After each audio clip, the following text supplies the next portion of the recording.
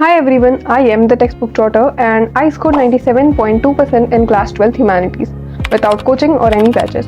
अगर आप इस सेल्फ स्टडी से पढ़ रहे हो या कोचिंग अफोर्ड नहीं कर पा रहे हो तो ये वीडियो आपके लिए। आपको बताने वाली हूँ वो 4 पॉइंट्स जिन्होंने मेरी प्रिपरेशन को जेन्युइनली स्ट्रॉन्ग बनाया, बिना कोई कोचिंग, बिना कोई बैचेस के। एंड प्लस पॉइंट ये है कि मैं हॉस्टल में रहती थी जहाँ पे हमें इलेक्ट्रॉनिक डिवाइसेस यूज़ करना बिल्कुल मना था, तो बिल्कुल लिमिटेड सोर्सेज से किस तरह मैंने 97.2% लाया ये मैं आपको बताने वाली हूँ। तो without any further edu let's start the video. First thing first, consistency not a compulsion. हाँ ज़रूरी है but it's okay if you can be consistent every day. मैं भी हर दिन नहीं पढ़ पाती थी, कभी मूड नहीं होता था, कभी एनर्जी नहीं होती थी, लेकिन जब पढ़ती थी फुल फोकस के साथ पढ़ती थी। तो अगर आप भी कभी गैप ले लेते हो, गिल्टी फील मत करो। जस्ट मेक श्योर कि आप जब भी पढ़ने बैठो डिस्ट्रैक्शन बंद हो और फोकस फुल हो। और थोड़ी बहुत मस्ती पढ़ाई के वक्त चलती है। मैं भी हॉस्टल में रहती थी, ऐसा तो नहीं है कि पढ़ते वक्त हम किसी से बात ना करें या फिर दोस्त ना हो, डिस्टर्ब ना हो, ऐसा नहीं हो सकता। थोड़ी बहुत डिस्ट्रैक्शन चलती है बट उन डिस्ट्रैक्शंस को अपने गोल पे, अपनी स्टडी पे हावी ना होने दें। Second thing, quality of the videos you study from matters. Yes it does. YouTube पे हज़ारों वीडियोस मिल जाएंगी लेकिन सब अच्छी नहीं होती है।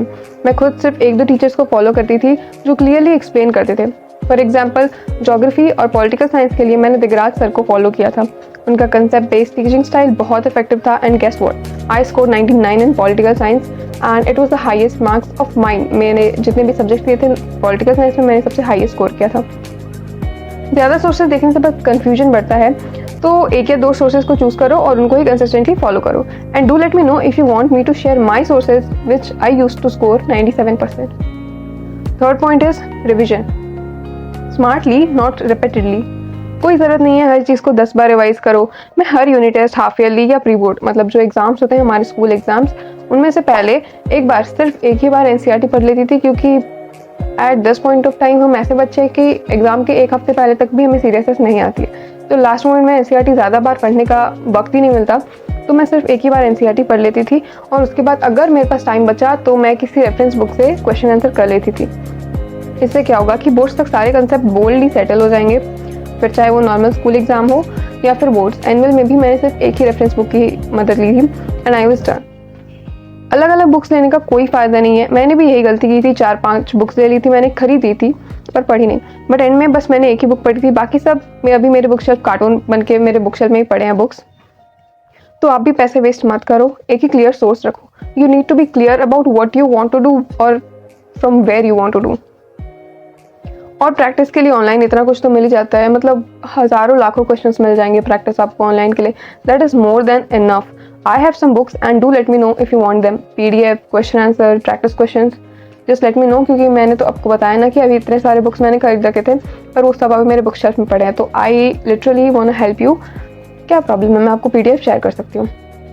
Fourth and the most important one, optional subjects. Optional subjects are game changers. Like मैंने क्लास 11 से ही अपने ऑप्शनल सब्जेक्ट को इग्नोर किया था, ये सोच के कि ज़रूरत ही नहीं पड़ेगी। I was pretty confident about my marks कि मुझे लगता नहीं था कि मुझे कभी इस सब्जेक्ट की ज़रूरत पड़ने वाली है, लेकिन बोर्ड्स है तो पढ़ना तो पड़ेगा। तो बोर्ड्स के 2 दिन पहले 17 को मेरे एग्ज़ाम थे और 15 को रात को मैं 8 बजे सो के उठी एंड देन आई रियलाइज कि मेरे एग्ज़ाम है, आई नीड टू स्टडी। और यूट्यूब पे इतने सारे वीडियोज़ हैं, I just went through them और एक वीडियो मैंने सेलेक्ट किया, कुछ 1 घंटे का होगा। फिर उसको मैंने नोट्स बनाते बनाते पढ़ा उस दिन, यानी कि 15 को और 16 को 2 दिन मैंने 3 या 4 घंटे मुश्किल से पढ़ाई की होगी। और 17 को जब एग्ज़ाम देने जाना था, जब गाड़ी में जा रहे थे, मैंने एक बार रिवीजन कर लिया एंड दैट्स इट। सिर्फ 3 घंटे पढ़ के I score 29 out of 30। Like it's unbelievable right, but I मैं अगर 3 घंटे पढ़ के 29 आउट ऑफ 30 स्कोर कर सकती हूँ तो आपके पास तो इतना टाइम है। आपके पास इतना टाइम है कि आप शुरू करोगे ना तो आपको पता नहीं कैसे आप फुल स्कोर कर लोगे।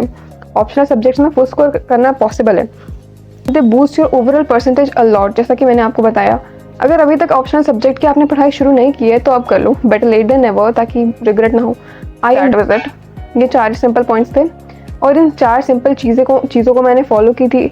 No batch, no coaching, no show off, बस एक प्लान, क्लियर रिसोर्सेज और थोड़ी बहुत डिसिप्लिन। थोड़ी बहुत क्योंकि आज के जनरेशन में हमारा फोकस, हमारा डिसिप्लिन, हमारा concentration, everything is cooked literally. और मैं भी उन्हीं में से हूँ। मैं कुछ बढ़ा चढ़ा के नहीं बोल रही हूँ, कंसिस्टेंसी, डिसिप्लिन, रिविजन, ब्ला ब्ला ब्ला नहीं। अगर तुम एक नॉर्मल स्टूडेंट हो, एवरेज स्टूडेंट हो, तो भी तुम कर सकते हो।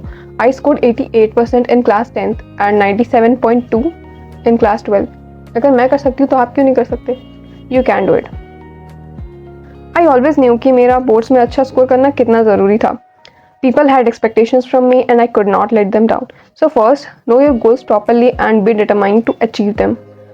अगर आपको ये वीडियो हेल्पफुल लगा हो तो लाइक ज़रूर करना, कमेंट में अपना डाउट लिखिएगा और सब्सक्राइब करना द टेक्स्ट बुक ट्यूटर को for more real and relatable study tips.